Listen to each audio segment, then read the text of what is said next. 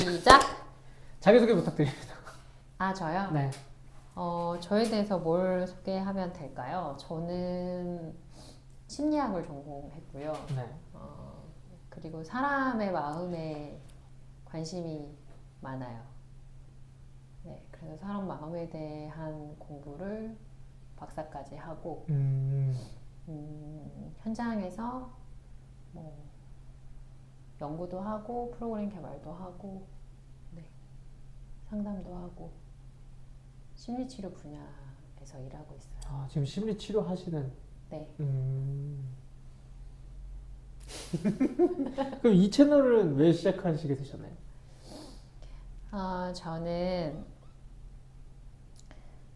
일단 편안하게 재밌게 이야기를 하되 그 이야기의 내용이 우리끼리 얘기하는 게 되게 재밌고 이 안에서도 의미 있거나 즐겁거나 이미 충분한데 그런데 이 이야기들을 누군가와 같이 공유해도 좋겠다. 그래서 같이 공유해서 듣는 사람들이 저는 이 채널 저희 영상 만약 궁금해서 보신다고 하면 그냥 틀어두시면 좋을 것 같아요.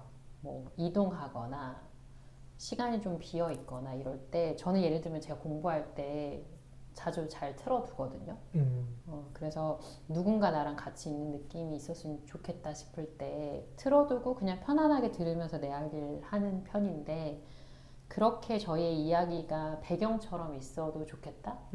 그래서 이 이야기의 내용들이 누군가를 깎아내리거나 공격하거나 자극하는 그런 컨텐츠가 아니라 뭔지 모르겠는데 듣고 있으면 마음이 편하네? 괜찮다. 그런데 이야기의 내용도 듣다 보니 좀 도움도 되고 뭔가 이렇게 나를 바라보거나 사회를 보거나 사람들과의 관계에 대한 관점도 좀 더 건강하거나 긍정적인 측면으로 이렇게 좀 바뀌는 것 같기도 하고 그러면 좋겠다 라는 바람까지도 있긴 해요. 저랑은 좀 많이 다르시네요. 아, 그런가요? 네. 다를까요? 저는 네. 뭐 정보 전달에 좀 더 초점이 맞춘 것 같은. 정보 전달. 네. 뭐 마음이 편하시게 물론 들으시면 좋겠지만. 그렇죠. 저는 그랬으면 좋겠어요. 저는 듣는 사람들의 마음까지 이렇게 고려하면 못 되는 것 같아서. 왜냐면 우리가 공부하는 분야가 다르잖아요. 그렇죠. 네. 저는 사람이고 로봇에 대한 거니까 좀 다르죠. 그렇죠. 그래서 관심 다른 분야가. 사람을 더 신경 쓰시는 거고 아무래도. 맞아요. 네. 저는 인간에 대한 관심이 네. 많고 관계에 대한 관심이 저도 많아서. 인간에 대한 관심이 굉장히 많습니다. 그렇죠. 인간의 전 관계, 네. 마음이고 저는 인간의 지능. 그렇죠. 네. 정말 어떻게 어떤 무언가를 어떻게 학습하느냐 뭐 이런 거에 대한 관심이 좀 더 많다고 그렇죠. 볼 수 있죠. 지능이라기보단 학습이죠. 그렇죠. 네. 근데 사실은 제가 아는 심리학자들이 몇 있어요. 제가 예전에 엄청 많이 봤습니다. 뭐 지그문트 프로이트, 프로이트. 네. 뭐 칼 융. 예. 칼 융도 공부하셨어요? 공부는 안 했어요. 이름은 들어봤다. 이름은 정확하게 대단하다. 융 들어보기 쉽지 않은데. 거기다가 풀네임을 기억하고 있잖아요. 프로이트라고 그러네요. 얘기하는 사람 있지만 지그문트 프로이트라고 얘기할 수 있는 사람은 별로 없을 거예요. 근데 원래 사람 이름 좀 정확하게 잘 몰라요. 기억하고 말하는 거 좋아하시잖아요. 아니요, 사람 이름 잘 못 외워요. 그러니까 말할 때. 말할 때. 이왕이면. 네. 근데 이상하게 그 프로이트나 칼 융이나 이런 사람들은 좀 외워지더라고요. 네. 그렇구나. 근데 제가 본 그런 심리학자들은 네. 대부분 좀 딱딱해요. 느낌상. 왜냐하면 음.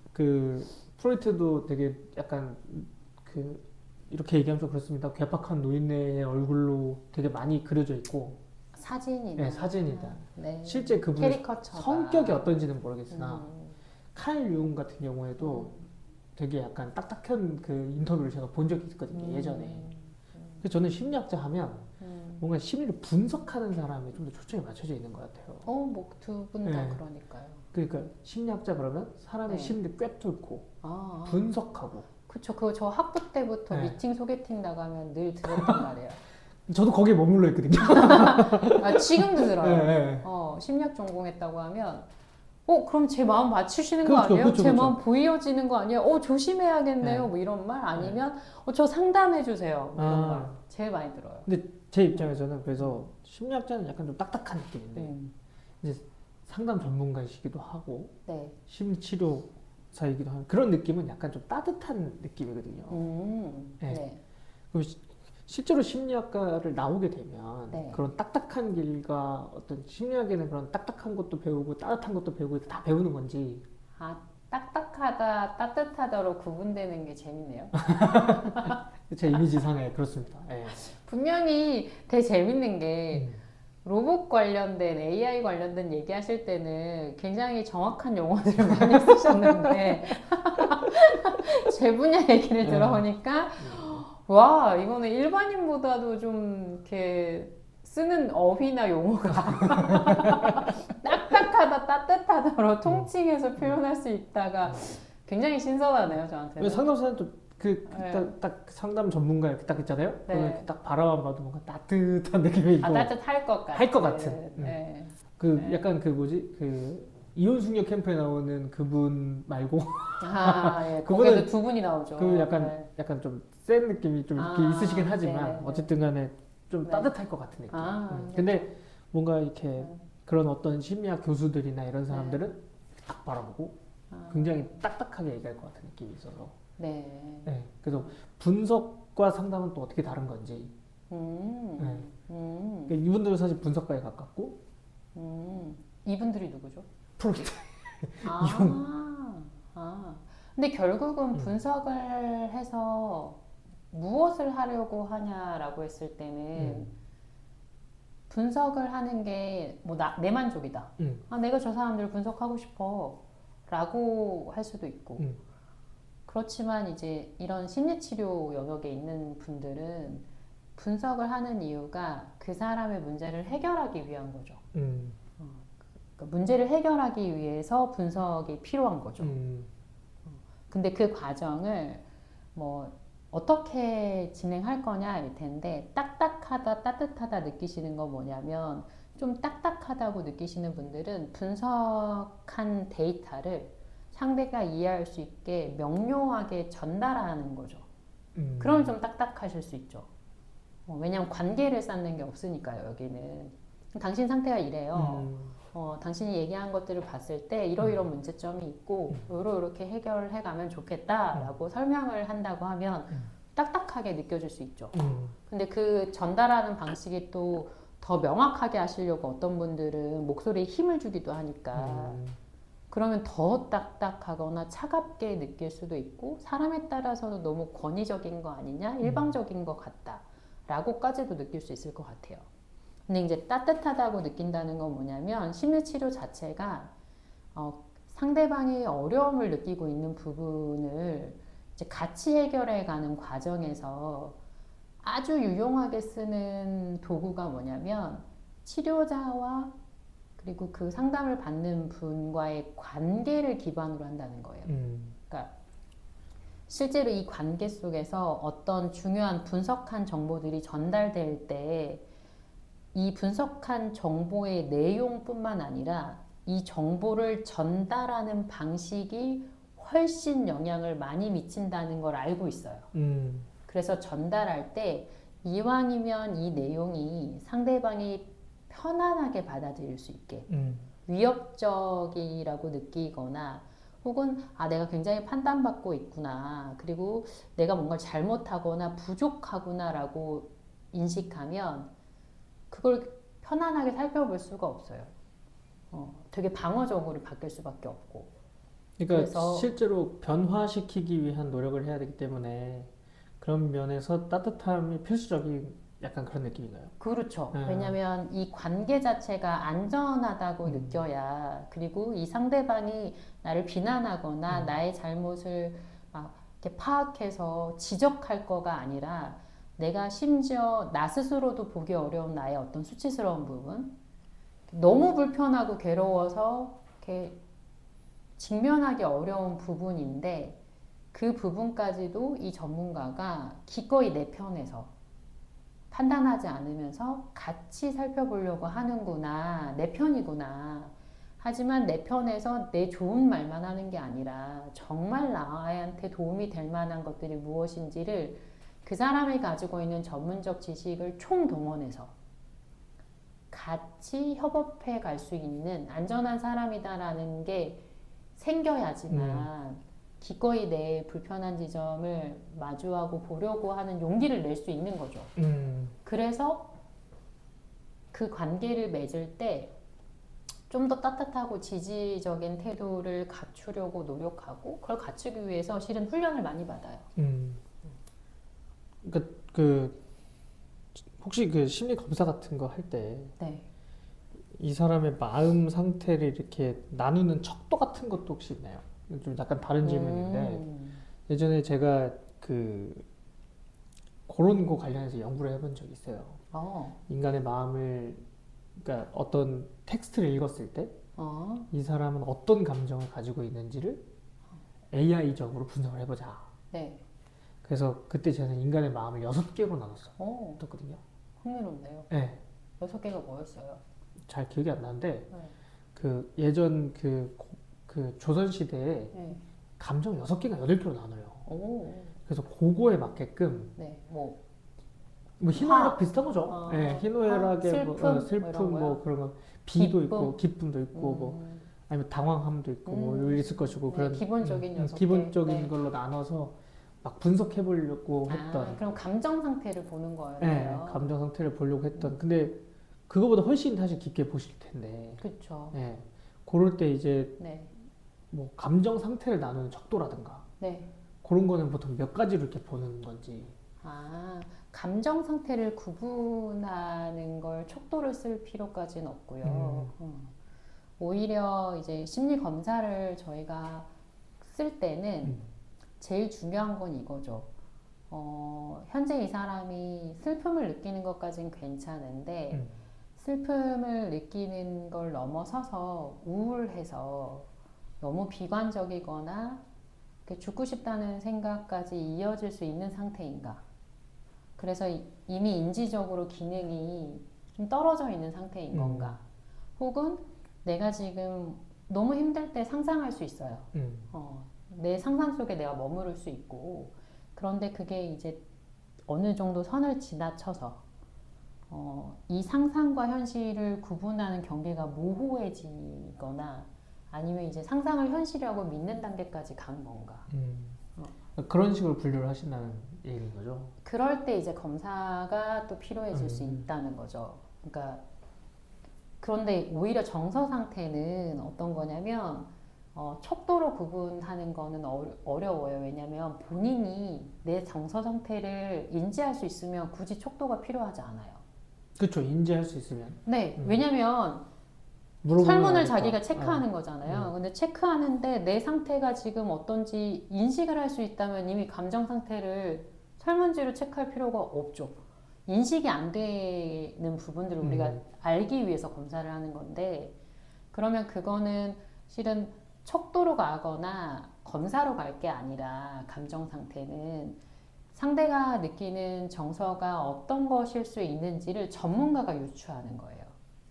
그래서 그 감정 상태를 느낄 수 있게 인지적으로, 정서적으로 혹은 신체 감각을 통해서 느낄 수 있게 계속 도와주는 거죠. 여러 가지 스킬을 사용해서.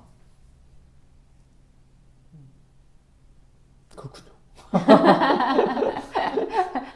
이 설명 들으니까 네. 어때요? 어려운가요? 어려워요. 아, 어려워요? 네, 그러니까 왜 어려워요? 그게 뭐냐면 사실 그냥 제가 요약하자면 유추한다. 이 사람이 무슨 생각하는지 모르니까 생각이 아니라 정서, 감정을. 그래요. 이 사람 무슨 생각하는지 무슨 정서를 가지고 있는지 이 사람이 자가 판단이 불가능하니까 그런 어떤 설문들을 통해서 내가 유추할 수 있다.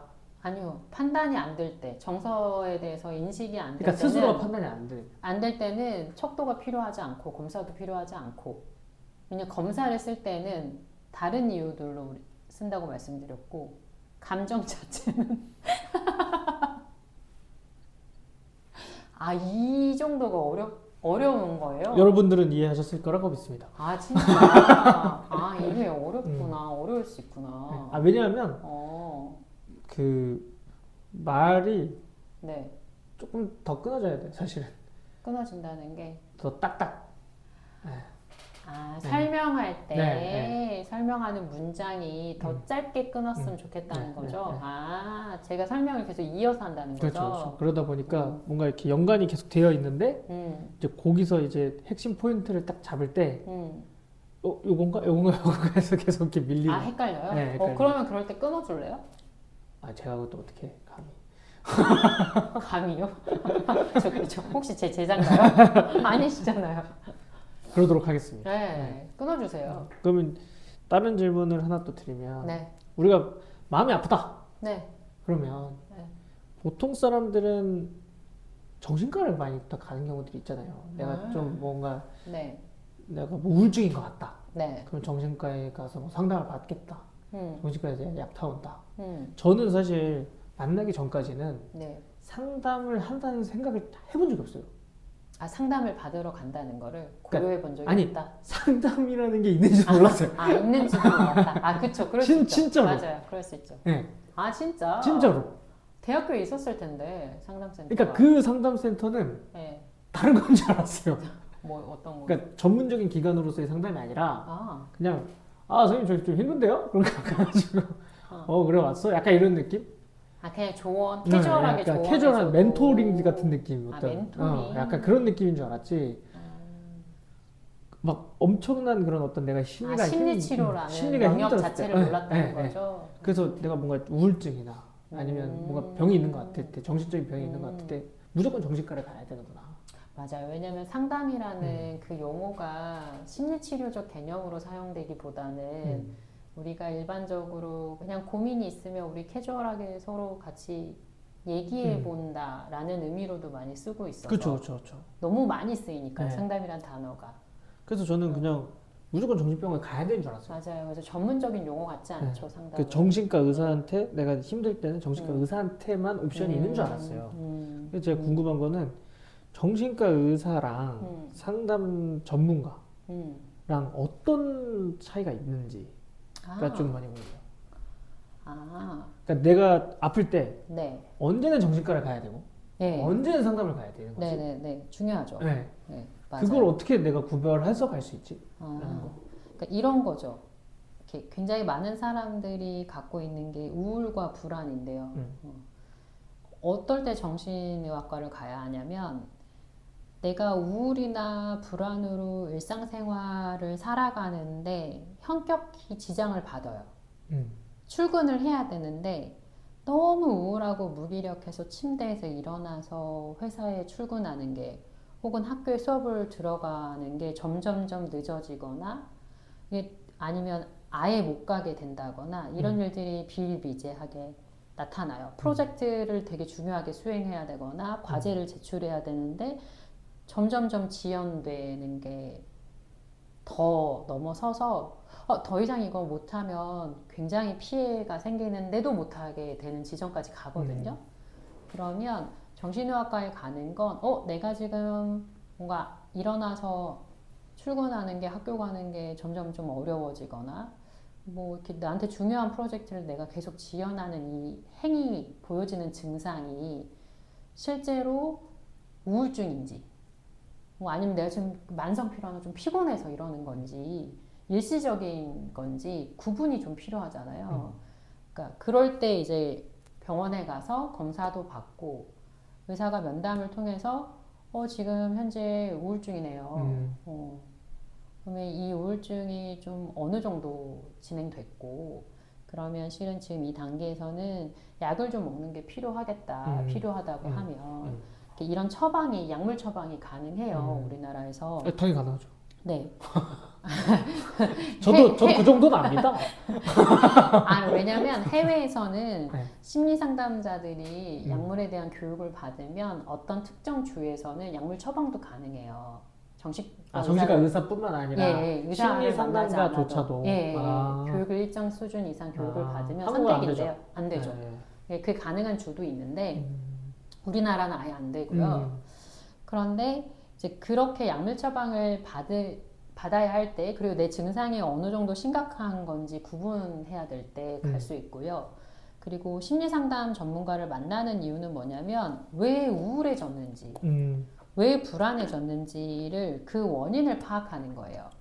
그래서 내가 우울해지게 되는 이유들, 그리고 어떻게 하면 내 일상생활에서 반복되는 문제들을 이렇게 만성 우울로 가지 않고, 그리고 불안이 심각해지지 않으면서 우울과 불안을 잘 인지하고 이왕이면 좀 더 건강한 방향으로 내가 원하는 목표를 향해서 잘 수행해 갈 수 있는지를 전략적으로 배우는 거예요. 나한테 맞는 방법을. 근데 이럴 때 내가 너무 우울하거나 불안하면 약을 먹으면서 배우실 필요가 있어요. 왜냐면 이미 외부에서 어떤 자극이 왔을 때 이 자극에 대해서 내 몸이 반응하는 정도가 너무 과활성화돼 있어서 실제 외부 자극은 뭐 우울함을 느끼는 게 10점 만점에 한 2, 3점밖에 안 되는 자극인데 이미 나는 오래돼서 막 한 8, 9점으로 느껴요. 외부 불안할 만한 외부에서 오는 자극이 야, 이 정도면 불안이 한 3점? 4점. 그럼 좀 견딜만 하거든요. 근데 이미 내가 과활성화돼 있으면 실제 불안할 정도는 3, 4점짜리인데 나는 이미 한 8, 9점으로 느껴요. 거의 만점 가까이. 그러면 이 불안을 견디면서 왜 내가 이렇게까지 불안한지 탐색하고 확인하고 어렵죠.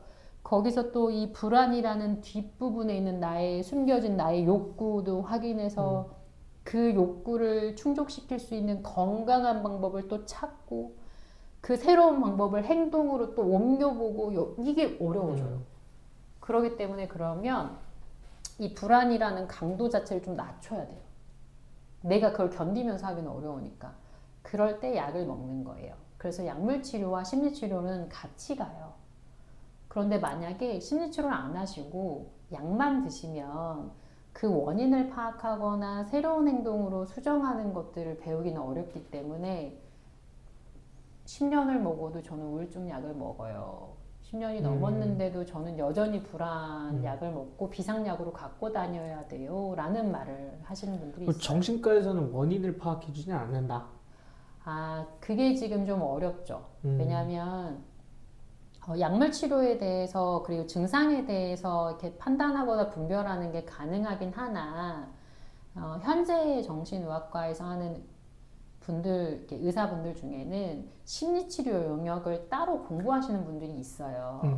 그래서 심리치료를 같이 하실 수 있는 분들이 있지만 적지 않은 병원에서는 약물 처방만으로도 이미 업무가 포화 상태라서 심리치료까지 해주기가 어려운 경우가 많아요. 그래서 아마 병원에 가보시면 의사를 만나서는 진단을 받고 약물 처방을 받고 그 병원과 연계되어 있는 상담센터가 있어서 그곳에서 놀이치료, 미술치료, 심리치료를 받으실 거예요. 그래서 이렇게 나눠져 있어요, 역할이. 이게 약간 그거잖아요. 왜 외과나 네. 그 정형외과 가면 네. 정형외과 그 의사님들이랑은 네. 그냥 약 먹고 네네. 또 뒤에서 추날 받는 네. 도수 치료 받고 네. 약간 이런 느낌인 거네. 그럴 수 있겠죠. 네. 네네. 그래서 같이 협업하죠. 그래서. 협업하는 느낌으로서. 네. 그리고 이제 도수 치료사가 약간 너무 1대1 비교는 안 되겠지만 그렇죠. 어쨌든 네. 예. 그런 그러니까 느낌. 각자 하는 역할이 다른 거죠. 의사와 물리치료사의 역할이 다른 것처럼. 그러면 정리해 보면 네. 네가 실제로 우울하거나 네. 혹은 내가 실제로 무슨 어떤 질병이 있는 게 아닌가 걱정되면 네. 정신과를 가라. 그렇죠. 가서 이제 진단을 좀 받아볼 수 있죠. 근데 내가 이거를 해결하고 근본적인 원인을 해결하고 그렇죠. 더 나은 삶을 재발 방지하고 싶다면 재발 방지를 네. 위해서는 상담 심리치료를 전문가를 받아라. 찾아가서 네네. 심리치료를 받아라. 그렇죠. 이렇게 정리하면 되겠군요. 그렇죠. 그래서 일상생활에 내가 이미 기능적인 어려움이 있다. 그러면 이제 약물 치료를 병행할 필요가 있기 때문에 그거는 이제 상담 받으러 가셔도 전문가분들이 권하실 거예요. 이건 약물과 병행해야 된다. 그리고 현재 심리 상담 전문가들은 약물에 대한 공부들을 다 하고 계셔서 그 약물 부작용이나 아니면 약물을 어떨 때 사용해야 되는지 계속 이렇게 세션마다 체크해 주실 거라서 도움이 많이 되시죠. 그러니까 이게 생각해 보면은 사실은 되게 비등비등하다고 저는 생각하거든요, 사실은. 어떤 게요? 그러니까 하는 일에 있어서 둘 다 네. 엄청나게 중요한 일이고, 각자 역할이 다른 네, 거죠. 정신과 의사분들도 되게 중요한 역할을 하고 있고, 음, 상담 심리 전문가들도 되게 중요한 역할을 하고 있고, 네, 그렇게 생각하는데, 네, 저 같은 사람 입장에서 아까 말씀드렸듯이 네. 정신과 의사만 안단 말이죠, 대부분이. 아, 네네네. 네, 그럴 수밖에 없죠. 그러니까 네. 그 이유가 뭐라고 생각하세요? 일단 약간 좀 다운그레이드 돼 있는 느낌. 네. 그게 구조적인 네. 한계가 있어요. 왜냐하면 우리나라에서 일반 국민들이 어떤 서비스를 쉽게 받고 안 받고냐는 의료보험이 적용되냐 안 되냐예요. 근데 의사들을 우리가 만나는 건 굉장히 쉽게 하잖아요. 그리고 동네 병원도 되게 많고. 네. 이유는 뭐냐면 의료보험에서 보험 혜택을 받아요. 비용이 굉장히 낮아요. 그러니까 일반 사람들이 되게 부담 없이 갈 수 있고, 그리고 의사는 법적으로 그 자격증이 인정받고 있죠. 그쵸, 제도화돼 있죠. 의사 자격증이 있죠. 네, 의사 네. 면허는 네. 국가 자격증이잖아요. 국가 자격증이죠. 네. 네. 근데 우리나라만 특이하게 실은 이제 해외들은 안 그런데 해외에서는 안 그런데 우리나라는 여전히 심리 상담 분야가 법제화가 안 되어 있어요. 국가 자격증이 없다는 얘기죠. 국가 자격증이 있어요. 근데 아. 청소년 상담사라는 국가 자격증만 있어요. 아, 그런데 안타까운 거는 청소년 상담사는 청소년 기본법에 의거해서 9세에서 24세까지를 칭해요. 그런데 실제 심리 상담은 영유아부터 노인까지 전부 다 하거든요. 그렇죠. 그런데 이 국가 자격증은 24세까지만 지금 돼 있는 거예요. 그러니까 그 자격증은 저도 따고 뭐 웬만한 전문가들 다 갖고 있는 자격증이지만 이제 그 자격증이 한계가 있기 때문에 실은 더 많은 전문가들이 따고 있는 건 학회에서 주는 자격증이에요. 학회. 네, 한국상담학회, 한국상담심리학회 이 양학회에서 전문가 자격증을 따기 때문에 뭐 둘 중에 하나만 따도 돼요. 거기에서 딴 자격증을 가지고 실제 현장에서 일을 하고 계신데 안타까운 점은 이 학회에서 공신력 있는 학회에서 딴 자격증이 국가 자격증이 안 되어 있고 그리고 의사는 병원을 차리려면 의사가 병원을 차려야 돼요. 그렇죠. 당연한 거겠죠. 그리고 거기서 하는 서비스는 의료보험의 혜택을 받아요. 그래서 국민들이 되게 적은 돈만 내면 얼마든지 의료 서비스를 받을 수 있어요. 손쉽게. 하지만 심리치료 서비스는 국가 자격증이 청소년 상담사로 국한돼 있는 데다가 학회 자격증은 현재 국가 자격증이 아니고 그리고 이런 심리치료 상담 기관은 아무나 만들 수 있어요. 그리고 여기서 주는 서비스는 의료보험 혜택이 없어요. 그러면 약간 그 인식의 차이가 좀 있을 수 있겠네요. 어떤 게 있을 수 그냥 있을까요? 봤을 때, 네. 그러니까 의사라는 건 사실은 우리가 어떤 되게 사실 고등학교까지 공부를 잘하는 사람이 대학교에서 네. 6년여간 혹은 10년여간의 인턴 레지던트 생활까지 하면 네. 10년여간 이상의 어떤 네. 걸 받고 나서 국가 자격증이라는 엄청난 걸 가지고 개원을 한 건데 네. 심리 상담은 사실 제대로 하려면 엄청 오래 해야 될 거라고 저는 생각하거든요. 네. 근데 아무나 차릴 수 있다. 네. 사실 아무나 차려도 네. 우리가 알아볼 수가 없잖아요. 그렇죠. 그러니까 이 신뢰감, 네. 이 신뢰감부터가 이게 엄청 차이 나는 것이 아닌가. 그러니까 그 신뢰감이라는 것도 뭘 알아야지 생기거나 없어지거나 아니, 할 근데 것 같긴 의사는 한데요. 아무것도 모르지만 네. 일단은 신뢰감을 가지고 있잖아요. 그러니까 의사라는 직업군은 정말 많은 사람이 알잖아요. 네. 알 수밖에 없는 네. 게, 그러니까 전 제도적인 면도 있다고 생각하는 거예요. 그러니까 뭐냐면 우리가 의사라는 직업을 접하는 게 내가 몸이 아팠을 때 그러니까 쉽게 잘 찾아가잖아요. 그리고 의사가 무엇인지 직업에서도 우리가 바로 설명해서 알잖아요. 그런데 심리상담이라는 직업이 있다라는 것도 이제는 저는 많이 인식이 생겼다고 생각했는데 다 이호선 선생님 때문이니까. 너무 감사한 일이죠. 오은영 박사님도 너무 감사한 일이고. 오은영 박사님은 근데 정신과에 좀 더 가깝잖아요. 그렇죠. 네. 아니, 가까운 게 아니라 정신과 정신과 의사죠. 의사잖아. 네. 네, 정신과 의사잖아요. 의사지만 심리 상담을 하고 있는 분이어서 음. 사람들이 심리 상담이라는 게 있고 음. 자녀를 교육하려면 그러니까 자녀를 양육하는 데는 실은 전문적인 걸 우리가 배워야 되는 거구나라는 인식이 많이 생겼죠. 그래서 부모 교육도 받으려고 하고 문제가 생겼을 때 전문가를 찾아가려고 하는 비율이 많아졌죠. 높아졌고. 아이 키우는 게 뭐가 문제야? 그냥 키우면 되지 이런 인식이 근데 없잖아요. 오은영 박사님 때문에 아이 낳기가 두려워졌다는 사람들이 되게 많아요. 그럴 수 있죠. 맞아요. 네. 네네. 태어났는데 저런 애들이면 내가 키우기 너무 어렵다. 예전에는 그런 사람도 엄청 많아요. 그러니까 진짜요? 오히려 오은영 박사님, 그러니까 이게 어. 사실은 정보의 불균형 때문일 수도 있는데 네. 오은영 박사님의 지론 자체를 안 좋아하는 사람들도 요즘 꽤 늘어났어요. 어떤 거요? 아이를 어떻게 키워야 된다거나 아이를 이렇게 해야 된다라는 그게 그러니까 요즘 이제 체벌이 없어지면서 체벌 옹호론자들이 또 생겨났거든요. 네네네. 그러면서 늘 그런 거 네, 생기죠. 오은영 박사님이 애를 더 이상하게 키운다. 오은영 박사님 식으로 키우면 애가 더 이상해진다. 라는 여론도 생겼고 사실 그래서 오은영 박사님 때문에 그 금쪽이라는 프로 괜히 만들어가지고 애들 아들 딸 낳기 어렵게 만들었다라는 의견도 되게 많이 생겼거든요. 아이를 키우는 게 너무 어렵다. 배워야 그러니까 할 게 많다. 배워야 이런 할 게 걸까요? 많다가 아니라 어. 저런 애 낳을까봐 두려운 거죠. 그러니까 두 가지가 있는 거죠. 첫 번째는 저런 애 낳을까봐 두렵고 아이 자체의 문제라고 생각하는 거예요? 그렇죠. 그런 부분도 있죠. 태어날 때부터 굉장히 예민하거나 까다롭거나 공격적인 아이라고 생각하는 그러니까 걸까요? 그거를 첫 번째는 내 애가 저렇게 될까봐 무서운 거죠. 네. 그러니까 내 애가 될 때 부모의 네. 영향도 물론 네. 있겠지만 네. 부모의 매우 큰 영향 아래서 내가 어떻게 컨트롤하지 못하는 부분들 때문에 애가 그렇게 될 수도 있잖아요. 네. 그러니까 첫 번째 저런 애를 낳을까 무섭다. 두 번째는 네. 오은영 선생님 같은 지론으로 애를 키우면 네. 애가 오히려 더 이상하게 큰다. 그러니까 왜 이상하게 크죠? 그러니까 오은영 선생님이 애를 항상 얘기하는 게 체벌은 안 돼. 네. 체벌은 안 되고 체벌이 안 되다 보니 아이가 더 삐뚤어질 수 있다. 막 나간다. 막 나간다. 훈육을 할 수가 없으니 제대로. 네. 이건 이제 본질에서 좀 벗어난 얘기긴 한데. 그렇죠. 벗어난 얘기죠.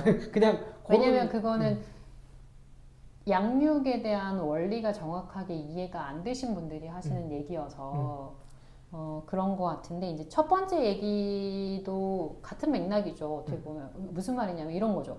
뉴스에서 맨날 보도돼요.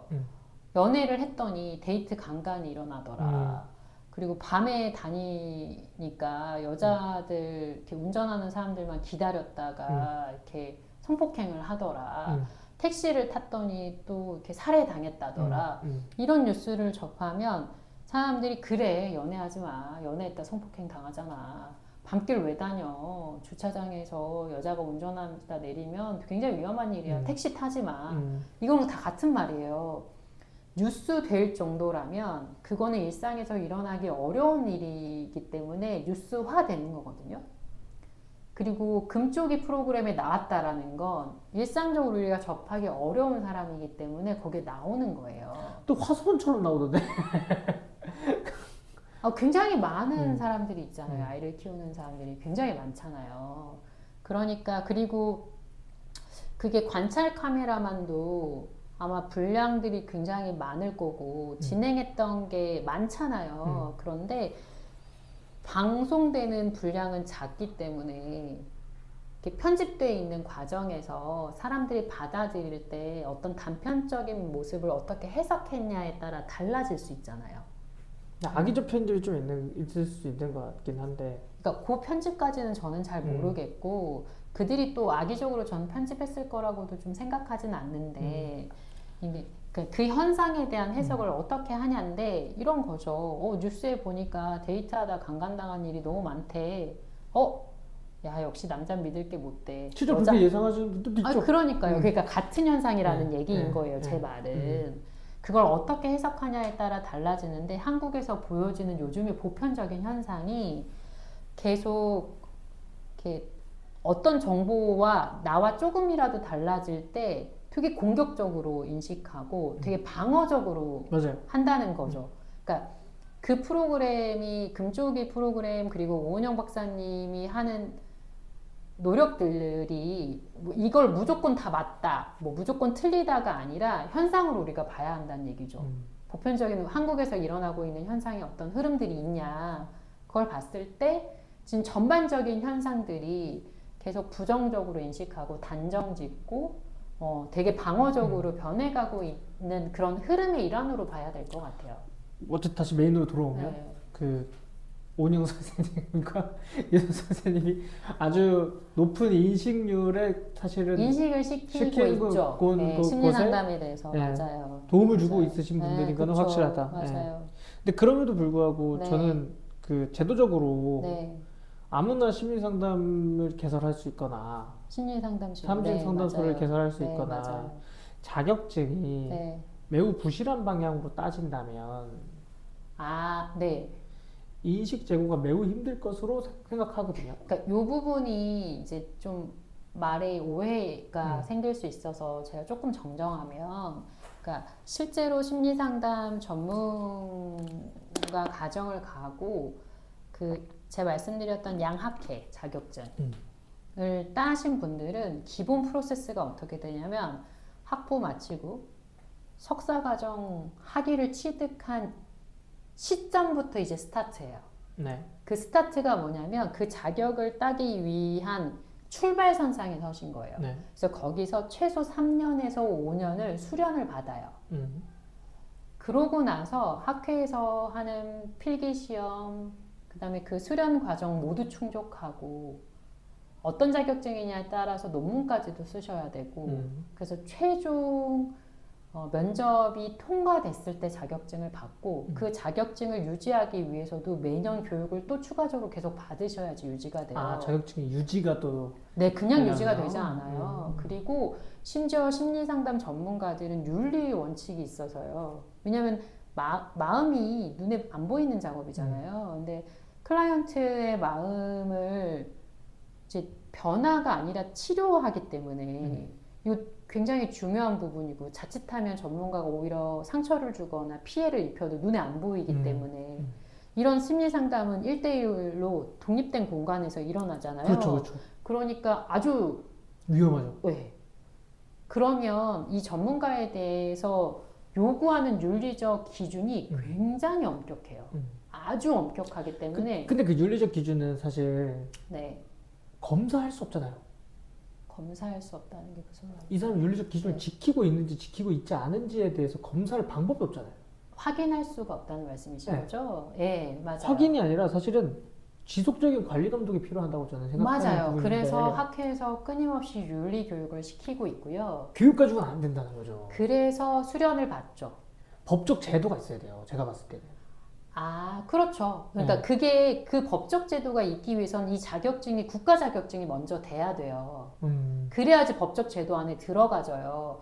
근데 국가 자격증이 현재 안 되어 있기 때문에 왜 안 되죠? 뭐 반대를 계속 누가? 네, 관련 누가 아니, 분야에서 솔직히 얘기해봐요. 뭐. 전 처음에는 이런 게 더 정신과 재밌네요. 의사들이 예, 정신과 의사들이 반대를 했었고 왜요?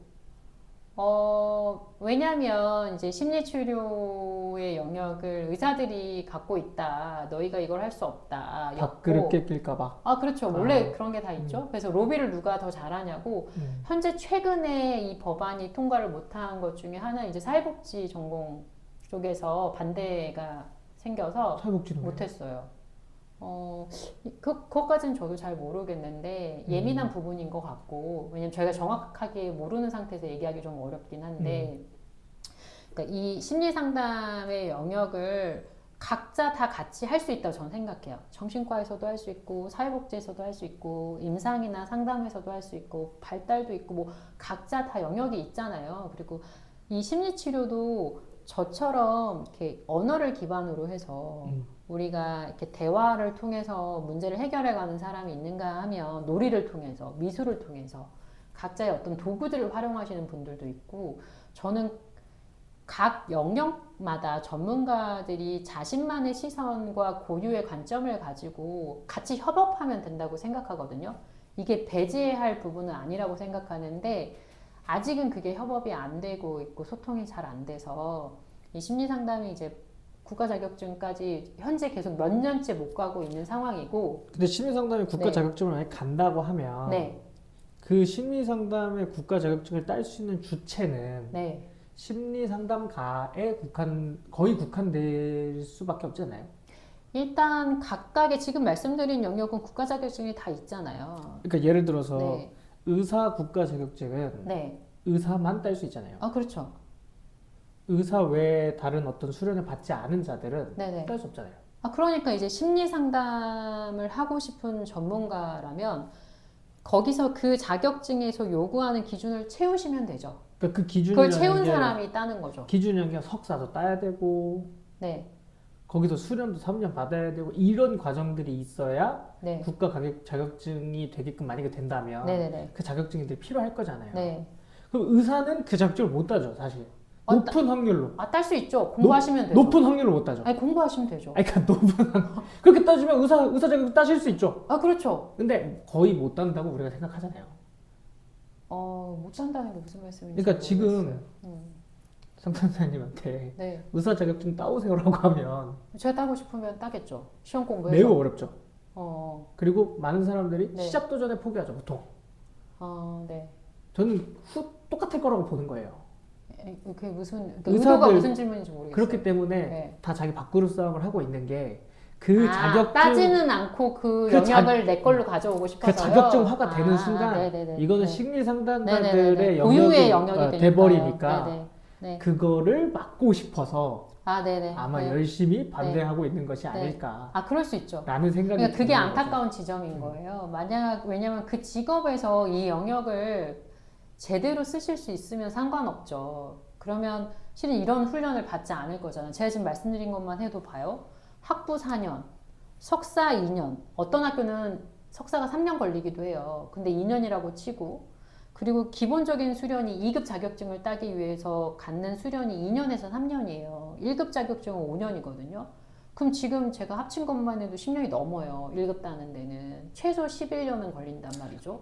근데 우리가 1급을 따야지만 상담사를 할 수 있는 건 아니잖아요. 2급부터 돼요. 그러니까요. 네, 그러니까 2급 따는데 얼마죠? 2급 따는데 적어도 빠르면 8년에서 9년. 그러면 사실 네. 의사들보다도 더 힘든 거예요. 왜냐면 의사는 네, 2급의 의사 일반이랑 비슷하다고 저는 보고 네, 1급이 전문이랑 비슷하다고 네, 볼 네, 때 네, 일반인은 6년이면 따잖아요. 네, 근데 8년 걸린다 그러니까 맞아요. 사실은 어렵죠. 더 많은 수련이 필요한 거죠. 그렇죠. 왜냐면 지금 우리나라에서는 석사 2년 과정에서 자격증까지 딸 수 있는 제도가 안 갖춰져 있기 때문에 그들이 이제 공부를 마치고 자기 자비를 들여서 최소 2년 정도 수련을 또 받아야 돼요.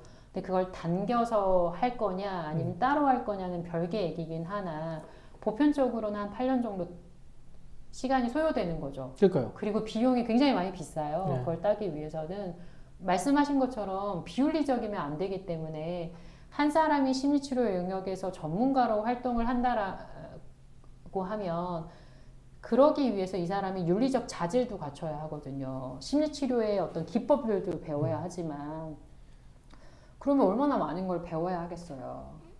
근데 뭐 사실 저도 로봇을 하는 입장입니다만 어. 저희도 뭐 요구되는 윤리 같은 게 있어요. 그럴 것 같아요. 네. 근데 그 지키는 사람이 별로 없어요. 그러니까, 저희는 지킨 사람 그러니까 예를 많아요. 들어서 그러니까 뭐냐면 타인에게 매우 중요하니까. 네, 사실, 타인에게 피해를 주면 안 되잖아요. 타인에게 피해를 주니까 네. 훨씬 더 중요한데 네. 중요하고 지키는 사람이 많은데 그리고 그걸 지키라고 학회에서도 계속 강조하고 그러니까 있고. 우리가 청소년 때 엄마 말 안 들어요. 네. 아빠 말도 안 들어요. 근데 저희는 그건 있어요. 학회에서. 그러니까 클라이언트가 신고할 수 있고 동료 상담자들이 신고할 수 있어요. 그렇게 되면 제적되고 자격증이 박탈돼요. 아주 조금의 어떤 가이드라인, 그러니까 제재할 수 있는 건 만들어놨다. 네. 원칙이 잡혀져 근데 있어요. 매우 어렵죠. 그게 학회에서 지금 국한돼 있는 거죠. 이게 국가 자격증이 아니기 때문에 그것도, 처벌받기 어렵죠, 매우 법적으로. 어렵죠. 네. 네. 그래서 자격증을 박탈하는 정도까지 하는 거고, 그리고 그런 윤리 인식을 시키기 위해서 계속 공부시키고, 저희가 하는 시험, 필기 시험이나 면접 때도 윤리 관련된 문항들이 필수적으로 제출돼요. 문항들이. 예. 그렇죠. 왜냐면 네. 인식을 시켜야 되니까. 뭐 어쨌든 제가 이렇게 얘기하는 건 네. 조금의 그런 어떤 답답감. 저는 심리상담 쪽 분야가 네. 진짜 국가 자격증으로서 좀 더 인정을 받았으면 좋겠고. 아, 그러면 좋아요. 왜냐면 네. 국민들이 제일 많이 피해를 봐요. 네. 몰라서. 아 저는 사실 국민들의 피해보다도 이분들이 좀 더 대우를 받았으면 좋겠다. 뭐 이런 아, 생각이 현장에서 하시는 분들이 또 있어서. 그러니까 이게 엄청 높은 대우를 받는다는 게 아니라 그분들이 한 정도의 어떤 수련한 정도의 대우는 받았으면 좋겠다는 생각이 있어서 이 역할이나 이 서비스가 일반적으로 인식이 잘 됐으면 좋겠다는 네, 네. 바람도 있네요. 네. 왜냐면 이제 모르셨으니까. 그렇죠, 심리상담이라는 그렇죠. 영역 네. 자체를 모르셨으니까. 근데 이 분야가 필요하기도 하고 아, 필요하죠. 네. 점점 더 많이 필요해지는 그렇기 것 때문에 같아요. 그러기 위해서는 네. 사실 더 큰 규제를 받아야 돼요. 그렇죠. 어쩔 수 없이. 그렇죠. 그러니까 이미 되게 많은 사람들이 알 것 같은데, 얼마 작년인가요? 이렇게 연도는 기억이 안 나는데 강간범이 심리상담센터를 만들었어요. 그래서 거기에 연예인들도 가서 상담받고 되게 유명했네. 유명했죠. 그리고 되게 대단하죠. 유명한 사기꾼으로. 강간범이었네요. 그러니까요. 성폭행을 한 사람이기도 한데 심지어 감옥도 갔다 왔어요. 그런데도 그런 범죄자가 상담센터를 만들고 본인이 이제 사업 수완이 뛰어나면 유명한 사람들도 와서 강남에서 되게 비싸게 하실 수 있는 거예요. 그 법적 허들이라는 게 없으니까. 아예 없으니까. 그냥 자영업자죠. 그렇죠. 아무나 열 수 네, 있는 거죠, 네. 그냥. 이런 부분들이 이제 안타까운 지점들이 있는 거죠. 왜냐면 이게 불안을 자극하는 거거든요. 그러니까 사교육 시장도 보면 학업에 대해서 보면 되게 교육적 마인드를 가지고 학생들이 잘 배울 수 있게 이렇게 교육을 하시는 선생님들도 있으시지만 어떤 사교육 시장의 일부 분들은 불안을 더 많이 조장하고 자극해서 본인이 운영하는 것만 배워야 한다. 이렇게 해야만 당신이 뒤처지지 않을 그렇죠. 수 있다라는 걸 더 많이 자극시켜서 이렇게 불안 마케팅을 하는 거죠. 일종의 가스라이팅인가요? 그렇죠. 네, 비슷하죠. 그렇죠. 근데 안타까운 지점이 심리상담 영역에도 그런 활동을 하시는 분들이 있어요. 그럼요. 근데 잘 보면 자격증도 벌고. 없어요. 돈을 벌기 위해서. 네, 영재교육이라고 하면서 하고 요 나이 때 이만큼 되면 이런 심리검사는 무조건 받아야 된다고 하고 너무 많죠. 우리 언제 한번 그 교육에 대해서 얘기해봐도 좋을 것 같아요. 저도 아, 교육 관련돼 관심 많으시잖아요. 매우 많습니다. 그래서 교육 관련돼서도 사실 갑자기 교육하시니까 또 아, 생각이 그렇죠. 났어요. 할 얘기가 많죠, 우리가. 어쨌든 저는 굉장히 베이직하게는 심리상담소에 올라갔으면 좋겠다라는 바람으로 이렇게 얘기를 좀 꺼내본 거고요. 이해했어요. 네. 네. 그래서 더 인정받으려면 사실 법적인 규제도 좀 더 촘촘해져야. 아, 근데 저는 이런 되는 것 말들이, 같아요. 그러니까 어떤 마음인지도 알겠는데, 저는 이 직업군이 인정을 받는다라는 게, 뭐, 대우를 잘 받는다, 뭐, 이런 관점으로 얘기해 주시는 것도 있지만, 제 마음은, 더 큰 마음은 뭐냐면, 심리 상담이 어떤 일인 건지, 그리고 이 영역이, 제대로 알고 서비스가 될 수 있으면 좋겠다. 그리고 이 허들이 높지 않았으면 좋겠다. 가 더 큰 것 같아요. 왜냐면 심리 상담이 허들이라는 거는 네, 내담자들이 오기 위한 허들인가요? 아니면은 네, 오기 위한. 아, 네. 왜냐면 지금은 이렇게 무료로 서비스를 제공하는 기관들도 많지 않고 그렇다고 하면 꽤 많은 사람들은 적지 않은 돈을 내셔야 하는 상황이라서 그럼 여기서도 이제 빈부격차가 생겨요. 어쩔 수 없이. 그건 어쩔 수 없어요. 근데 이게 의료보험 서비스로 들어가게 되면 보편적인 서비스가 되거든요.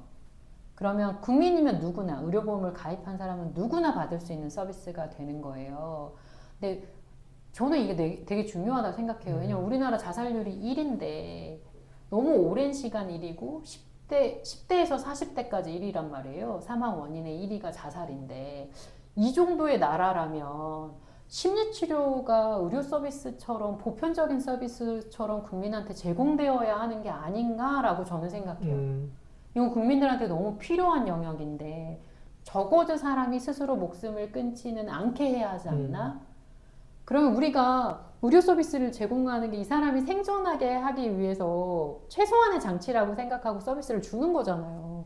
모든 국민들이 세금을 내고 있고 그 세금의 일부로 의료 서비스를 주고 있는데 여기에 정신건강 관련해서 심리치료 영역 또한 이렇게나 자살률이 높은 나라라면 그렇죠. 그들이 낸 세금으로 보장받아야 되는 거라고 저는 생각해요. 근데 지금 현실은 안타깝게도 꽤 많은 심리치료 서비스가 그 정도의 비용을 제공하실 수 있는 분들만 접근이 가능하다는 거예요. 꼭 그렇게 됐으면 좋겠습니다.